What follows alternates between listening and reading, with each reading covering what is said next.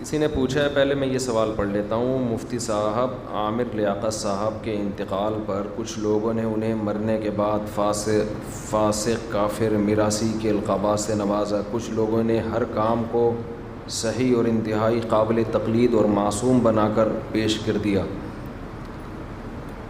اس بارے میں آپ اپنا موقف بتائیں، ساتھ ساتھ ان میمرز کو بھی نصیحت فرما دیں جنہوں نے ہنسی مذاق میں کوئی حد اور لمٹ ہی نہیں رکھی ہوئی۔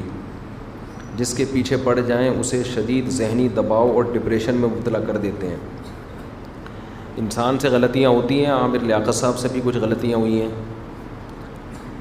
اور کچھ سنگین نوعیت کی غلطیاں بھی ہوئی ہیں، جس میں خاص طور پر ڈاکٹر ذاکر نائک کا مذاق اڑانا، جنید جمشید کا مذاق اڑانا، پھر اس کے بعد جو خلیل الرحمان ہے نا، جنہوں نے میرا جسم میری مرضی والے کو بڑا کرارا جواب دیا تھا، اس پہ عامر لیاقت صاحب نے خلیل الرحمان کو سنائی، اور جو خلیل الرحمان تھے ان کی برداشت میں دیکھ رہا تھا، وہ بار بار کہہ رہے تھے میں آپ کی عزت کرتا ہوں، آپ کی عزت کرتا ہوں، بہت یعنی ایسے موقع پہ برداشت کرنا بڑا مشکل ہوتا ہے۔ ایک حق بات میں آپ لبرل لوگوں کو فیور دے رہے ہو، جبکہ آپ پر ایک مذہب کی بھی چھاپ ہے، آپ ایک مذہبی اسکالر بھی سمجھے جاتے رہے ہو، تو اس طرح کی بڑی بڑی غلطیاں ڈاکٹر عامر لیاقت صاحب نے کی ہیں۔ لیکن یہ کہ انسان ہے، بہرحال جہاں خامیاں ہوتی ہیں کچھ انسان میں خوبیاں بھی ہوتی ہیں، تو اب اگر آپ نے کسی کی کوئی خامی کو بیان کرنا ہے تو وہ بھی اعتدال کے دائرے میں ہو۔ یہ میراثی جیسے الفاظ اور کافر، فاسق، یہ الفاظ یہ کسی کے بھی شایان نشان نہیں ہے۔ اس سے انسان اپنا خاندان بتا رہا ہوتا ہے کہ میں کس خاندان سے بلونگ کرتا ہوں۔ باقی یہ کہ خوبیاں بھی اعتدال سے بیان کی جائیں، اگر کوئی خوبی ہے تو اس کو بھی اعتدال سے۔ ابھی جو ڈاکٹر صاحب کا جو خاتمہ ہوا ہے نا جس قسمہ پرسی میں، وہ قابل ترس ہے، اس میں میں کم از کم ڈاکٹر صاحب کو فیور کروں گا، جیسی بھی زندگی گزری، لیکن جو اینڈ ہوا ہے نا اس میں زیادتی ہوئی ہے ڈاکٹر عامر لیاقت کے ساتھ۔ اب کیا زیادتیاں ہوئی ہیں وہ میں بیان کروں گا تو فیملی کے مسائل بھی آ سکتے ہیں ان کے، اور بچے بھی آ سکتے ہیں، بہت ساری باتیں ہو سکتی ہیں، پھر وہ میں زیادہ اس میں نہیں جاؤں گا۔ لیکن بہرحال ایک مظلومانہ موت ہوئی ہے۔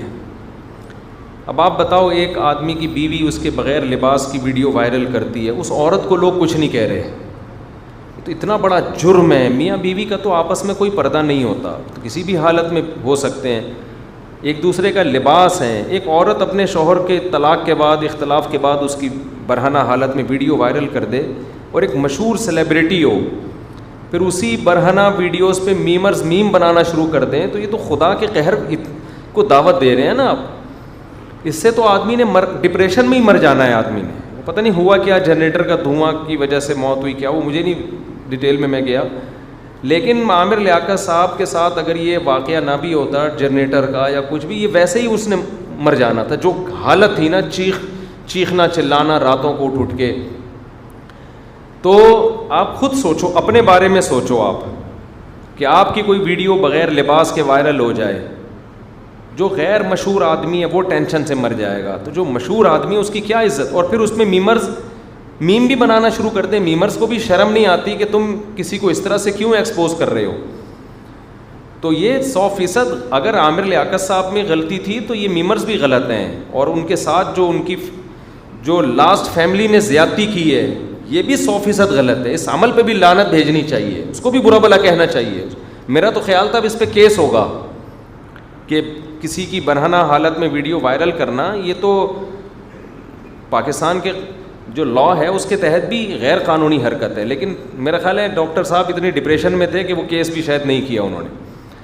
تو اچھائیاں بھی ہوں گی، خوبیاں بھی ہوں گی، خامیاں بھی ہوں گی، ہر چیز اعتدال سے ہونی چاہیے۔ اور اب تو جو مرنے والا ہوتا ہے وہ تو اپنے انجام کو پہنچ گیا۔ ہمارے لیے حکم یہ ہے کہ خامیاں تھیں تو مغفرت کی دعا کی جائے کہ اللہ ان خامیوں کو معاف کر دے۔ ایمان پر، بہرحال ایمان پر موت ہوئی ہے، مرنے کے بعد کسی کو میراثی، فاسق، اس طرح کے الفاظ کرنا یہ اپنے غیر خاندانی ہونے کی دلیل ہے۔ آپ اپنا خاندان بتا رہے ہوتے کہ میں کیا ہوں، یہ بہت بری حرکت ہے، اور خاص طور پر دیندار لوگوں پہ تو یہ بالکل بھی سوٹ نہیں کرتا۔ لوگ تو کوشش کرتے ہیں ان سے اخلاق سیکھیں، کیونکہ بعض دینداروں کی طرف سے اس طرح کی باتیں آئی ہیں۔ تو اور میمرز اور یہ جو جنہوں نے بھی یہ برہنہ ویڈیو لیک کی ہے ان کو گالیاں دیں، آپ ان پہ لعنتیں کریں کہ یہ بہت زیادہ ٹینشن کی بات ہوتی ہے کسی کو اس طرح سے عذاب میں ڈال دینا. تو اللہ تعالیٰ ان کو ہدایت دے. میمرز کو بھی دیکھو، میمز بنانا اگر اس میں صرف ہنسی مذاق کی بات ہے تو وہ تو میری بھی میمز بنتی ہیں، بہت ہی زیادہ بنتی ہیں، پہلے ان کی منع کرتی تھیں، ہماری بھی بنتی ہیں. تو میمز میں کسی کی توہین کرنا جائز نہیں ہے. قرآن نے صاف طور پہ کہا ہے کہ نام نہ بگاڑو ایک دوسرے کے، تمسخر نہ کرو. مزاح اور مذاق میں فرق ہے. مزاح نبی صلی اللہ علیہ وسلم نے بھی کیا ہے، مزاح کیا ہے. بہت سارے واقعات ہیں حدیث میں جس میں آپ نے مزاح کیا. مذاق اڑانے کا مطلب یہ ہوتا ہے کہ آپ اگلے کو ایک تماشا بنا رہے ہو میمز کے ذریعے. تو ڈاکٹر عامر لیاقت کا مذاق نہیں اڑایا گیا. یہ آخری دنوں کی بات کر رہا ہوں جس میں بغیر لباس کے جو ان کی ویڈیو وائرل ہوئی ہے اس میں تماشا بنایا گیا ہے. یہ کل آپ کے ساتھ بھی ہو سکتا ہے، جو میمرز ہیں ان کے ساتھ بھی ہو سکتا ہے.